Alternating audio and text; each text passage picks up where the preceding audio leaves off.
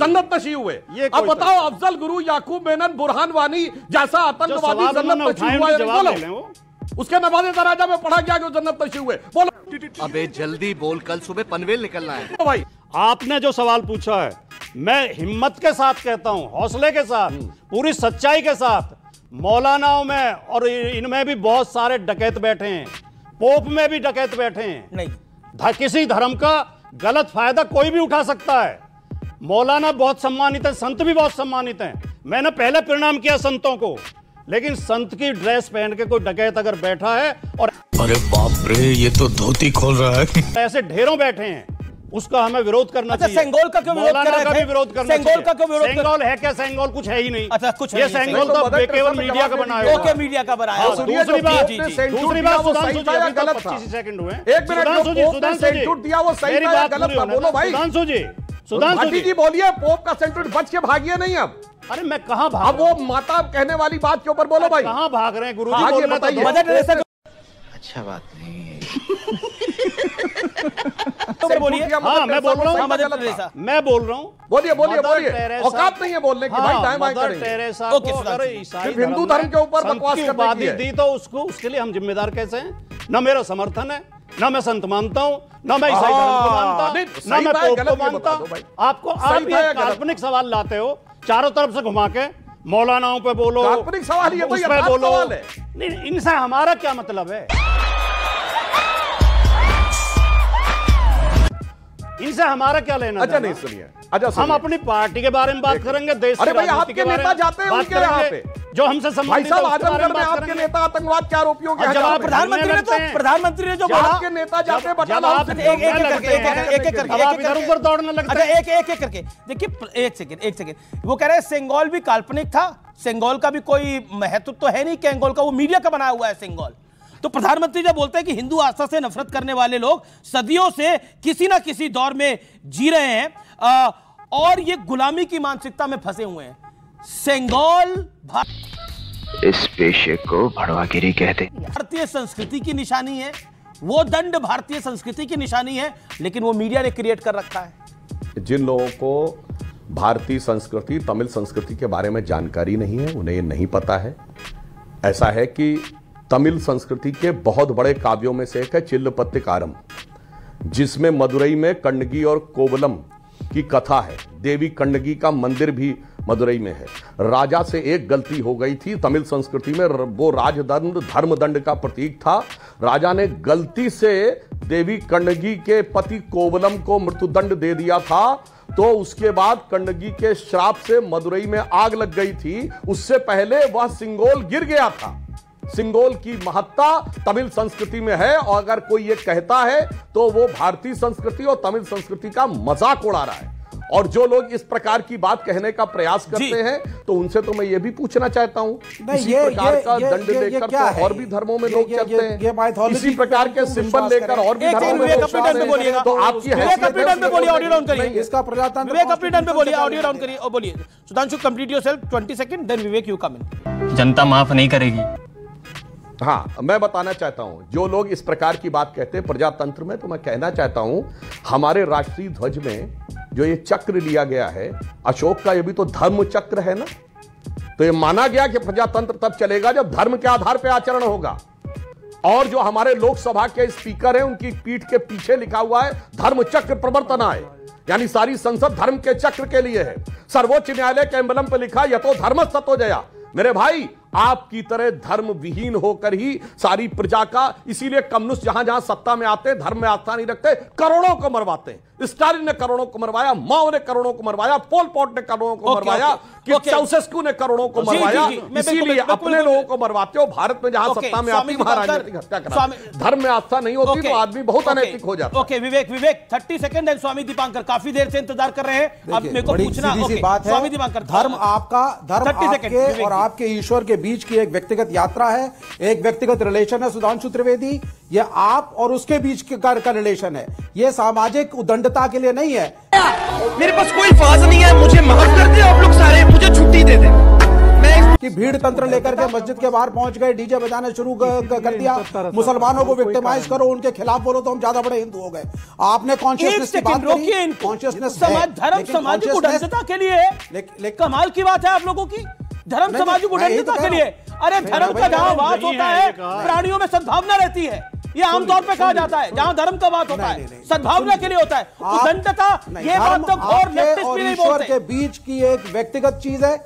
Okay स्वामी दीपंकर, पहले सबसे पहले हमने तो बचपन से मैंने पढ़ा था, मैंने सुना था अपने माँ बाप से, सुना था अपने दादा दादी, ये सामाजिक चीज नहीं है। इनका हो गया, बहुत हुआ, बहुत बोला सर आपने। मेरा निवेदन है शांत रहिए थोड़ा।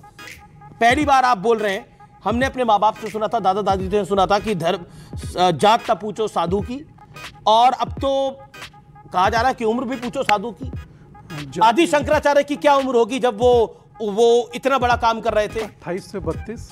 अब बताइए, आज के दौर में होते तो उनको भी कहा जाता बेसिक ये कौन है छोटा सा लड़का, ऐसे ही कहा जाता ना। बेसिक होता क्या है, कहने का अपना भाव हो सकता है, मगर सन्यासी को लोग अधिकांश या तो स्वामी जी या संत जी या महाराज जी इन्हीं शब्दों से ही संबोधित करते हैं। पर वो बात दूसरी है कि उम्र के पड़ाव से या उम्र के दृष्टिकोण से आप कुछ भी कहें वो एक डिफरेंट बात है, या कैसा आपका उसका संबंध है वो एक अलग बात है। मगर मुझे ये बातें अच्छी नहीं लगती। सोचिए कि धर्म कोई सामाजिक उद्दंडता के लिए नहीं है। क्या शब्द इस्तेमाल किया गया? बजाओ ताली। यह सिर्फ आप ही के लिए किया जा सकता है, या कहूं कि सनातन के ही लिए किया जा सकता है, या कहूं कि हिंदुओं के ही लिए किया जा सकता है। और अगर जो मैं कहूं कि मैं हिंदू हूं और हिंदुओं के लिए किया जा सकता है, तो उधर से आवाज आई फिर हिंदू मुस्लिम करना शुरू कर दिया। इसका अर्थ यह कि आप मारें और हम लोग चू ना करें, और अगर जो करें तो आप सामाजिक उद्दंडता की बात कर रहे हैं। इससे ज्यादा मैं समझता हूं कि निम्न स्तर का कोई वक्तावली हो नहीं सकता, शब्दावली नहीं हो सकता। ये बयान का समर्थन करने आते हैं कि सनातन का उन्मूलन कर देंगे, रामचरितमानस के पन्ने फाड़ दिए जाएं तो ये उसका समर्थन करने आते हैं। और रोचक मुझे सबसे ज्यादा यह लगता है कि कुंभ के पहले दिन से और कुंभ के अंतिम दिन तक कोई दिन ऐसा नहीं गया जिस दिन कुंभ को लेकर के आपत्तिजनक शब्दों का उपयोग ना किया गया। मैं सोच रहा हूं कि मृत्यु लोक में जहां अमृत गिरे वहां कुंभ होता है, मगर उसको मृत्यु कुंभ कह देना और उसके बाद सहजता से आगे बढ़ते रहना फालतू है। कुंभ, लालू यादव ने मतलब कुंभ को फालतू के, खैर वहां तो रामचरितमानस के पन्ने भी फाड़ दिया गया, वहां तो रामचरितमानस को साइनाइड भी बता दिया गया। मगर मैं एक बात आप सबसे कहना चाहता हूं, जितने भी बुद्धिमान पैनलिस्ट भी बैठे हैं और जो समाज देख रहा है, यह सिर्फ और सिर्फ मात्र इसीलिए होता है कि हम लोग सनातनी हिंदू हैं, और सनातनी हिंदू होना इस देश में 2म दर्जे का नागरिक आपको बनाकर रखता है। आप सोचिए कि जो बड़े बड़े आक्रांताओं ने नहीं किया, जो बड़े बड़े आक्रांताओं ने नहीं किया, वो विवेक भाई जैसे प्रवक्ताओं ने कर दिया। बंद करो हाथ जोड़ के। मैं जो बड़े बड़े आक्रांता नहीं कर पाए। नहीं, आप एक मूवी आया है, बिल्कुल अमीश भाई चुप कराइए, धर्म का प्रयोग करके सत्ता मूवी आया है। पहली बार बोल रहे हैं, उनको 2 मिनट तो दे दीजिए, अभी तो 45 सेकंड हुए बोलते हुए। एक मूवी आया है छावा जी, उस मूवी को मैंने देखा, मैं जाकर देख कर आया स्पेशल। उस मूवी में जितनी बार संभाजी महाराज का नाखून निकाला गया तो कहते थे जगदम्ब, उंगलियां काटा गया कहते थे जगदम्ब, आंख निकाला गया कहते थे जगदम्ब। अर्थात यह कि बड़े से बड़े कष्ट भी आ गए मगर उन्होंने परमात्मा का साथ नहीं छोड़ा। यहां छोटी सी बात घुमा फिरा कर कहें और एक बोरी चावल के पीछे लोग धर्म बदल डाल रहे हैं। इतिहास को पढ़ाया नहीं गया। क्यों इस देश में आज भी गुलामी की मानसिकता, सही कहा पीएम ने, गुलामी की मानसिकता, Aurangzeb road, Babar road, Humayun road, Akbar road. क्यों भाई? इस देश से इन लोगों का लेना देना क्या आक्रांताओं का? पूरी दुनिया को तड़पा कर चले गए, पूरी दुनिया को रुला कर चले गए, और हमारे जो आइडल रहे हैं उन लोगों के साथ अत्याचार कर कर चले गए। उसके बाद भी हम इन रोड को देखते हैं तो सही मायने में चिढ़ होती है। जी।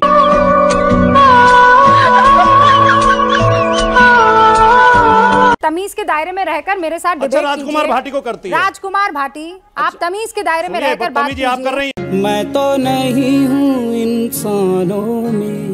बदतमीजी आप कर रहे हैं और मैं बदतमीजों के साथ बहस नहीं करूंगी। मैं बहुत सम्मान के साथ, मैं सम्मान के साथ आपसे बात कर रही हूँ और सम्मान से आप मेरे सवालों का जवाब दीजिए। आप मेरे ऊपर पर्सनल अटैक करेंगे तो भाटी साहब, आप जानते हैं मेरे साथ डिबेट करते हुए आपको अरसा हो गया है। सम्मान का सम्मान होगा, और अगर आप मेरा सम्मान नहीं करेंगे तो मैं जानती हूं फिर क्या करना है। तो आप तमीज के दायरे में, मर्यादा में रहकर बात कीजिए। आरोप मत लगाइए, अपमान कर रहा हूं, आरोप मत लगाइए, गाली दे रहा हूं। सुनिए, ये गलत बात है। मैंने राजकुमार भाटी जी, मुझे किसी से जोड़ने की कोशिश मत कीजिए। नहीं, अगर आपको इस तरह धमकी देनी तो आप अपनी डिबेट मत बैठाया करो। हमने तो दरिंदा पैदा कर दिया एक। बात हम अपनी कहेंगे। नहीं, आप अपनी कहेंगे तो उसमें मैं नहीं आनी चाहिए। आप अपनी बात कहिए, उसमें रोबे का लियाकत नहीं आनी चाहिए। अपमानजनक शब्द किया, व्यक्तिगत नहीं होंगे आप। अपनी बात कहिए, मैंने रोका नहीं है, पर अपनी बात में रोबे का लियाकत को मत लाना। अब आगे बढ़िए, बोलने दो, एक बात और अपनी बात खत्म कीजिए, पर रोबे का लियाकत से दूरी बना के रखिएगा। मैं खत्म कर रहा हूं, बिल्कुल मैं खत्म कर रहा हूं। बिल्कुल आपने गलत तरीके से समझा। मैंने एक उदाहरण देकर बताया आपको। आपका नाम की जगह मैं अपना नाम रख देता हूं। हाँ, रखिए अगर अपना राजकुमार नाम। भाटी मेरा नाम एडवाइजर है नहीं, तो पार्टी के नाम के पहले राजकुमार है। अरे आपको इतना बुरा क्यों लगा? मैं एक उदाहरण दे रहा हूं, आप खुद सवाल मत दीजिए ना उदाहरण। उस उदाहरण को अपनी जेब में रखिए। चौधरी चरण सिंह हवाई, देखिए इस तरह धमकी की बात मत करिए, आप असभ्यता प्रयोग मत करिए।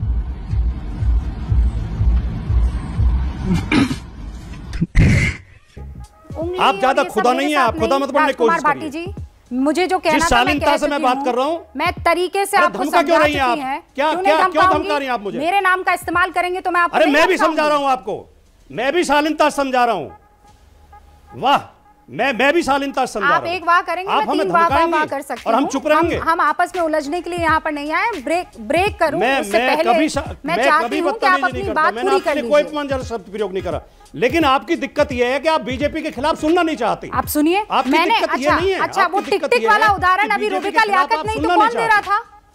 कौन दे रहा था? राजकुमार भाटी जी, शांतनु गुप्ता से जो सवाल पूछ रहा था वो कौन था? यहाँ कोई और आकर बात कर रहा था। देखिए आप गलत,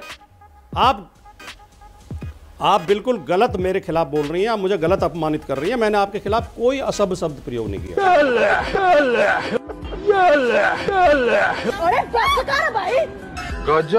मैं आपका सम्मान करता हूं, आप बहन हैं। आपने मुझ पर आरोप लगाए हैं और मैं उन आरोपों को लेने से इनकार करती हूँ। रुकिए, एक सेकंड, ब्रेक नहीं होगा, एक सेकंड।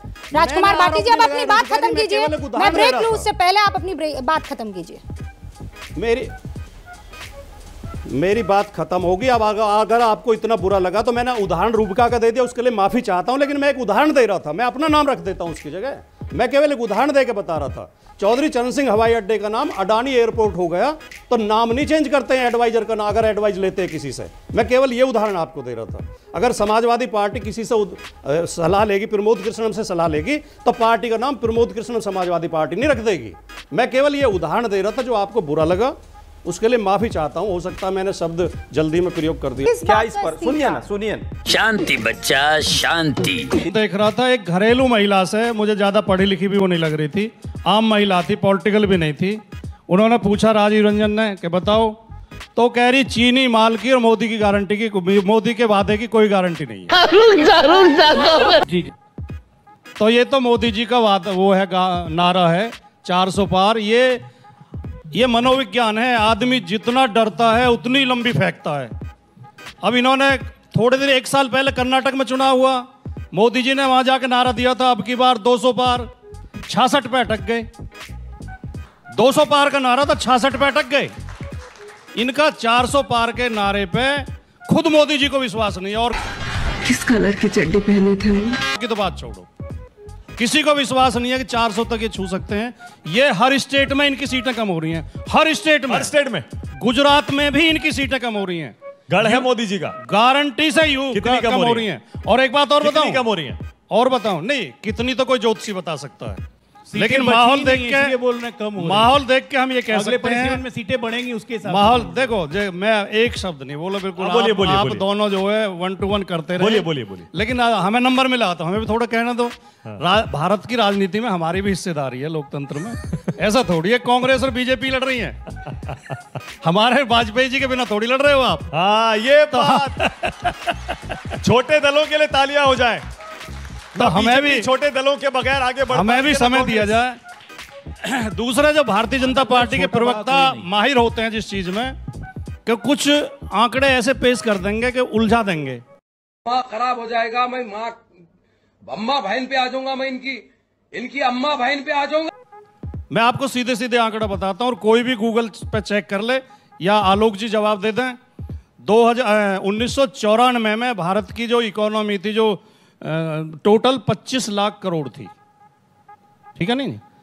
उसके 10 साल बाद 2004 में होगी 50 लाख करोड़, 2014 में थी 100 लाख करोड़, अब 10 साल बाद 2024 में वो 200 लाख करोड़ नहीं हुई है, उससे थोड़ा कम है। यानी कि मोदी जी के शासन में जो जीडीपी जो है वो उस रफ्तार से नहीं बढ़ी है जिससे पहले बढ़ रही थी। दूसरा आंकड़ा, पहली बार भारत में ऐसा हुआ कि जीडीपी से ज्यादा विदेशी कर्ज है। जब मोदी जी आए थे देश के ऊपर 55 लाख करोड़ का कर्ज था, आज 200 लाख करोड़ से ज्यादा कर्ज है, जबकि जीडीपी 200 लाख करोड़ नहीं हुई है। नहीं, आप चेक कर लेना। अच्छा कर्जा, हाँ बिल्कुल 200 लाख करोड़ से ऊपर। मोदी जी ने जो मोटे मोटे वादे किए थे, जो बड़ी बात, अभी आलोक जी ने एक बात कहा कि 2047 में, मोदी जी ने तो 2016 में ये कहा था, बहनों भाइयों 50 दिन का समय दे दो, 50 दिन में अगर रिजल्ट ना आया, जिस चौराहे पे कहोगे मैं आ जाऊंगा, सजा दे देना। कहा था, कोई रिजल्ट नहीं आया, कोई काला धन नहीं आया, जितने नोट बाजार में थे सारे वापस आ गए, कोई आतंकवाद की कमर नहीं टूटी, कुछ नहीं हुआ, छोटे छोटे उद्योग जरूर बर्बाद हो। अच्छा बात नहीं है।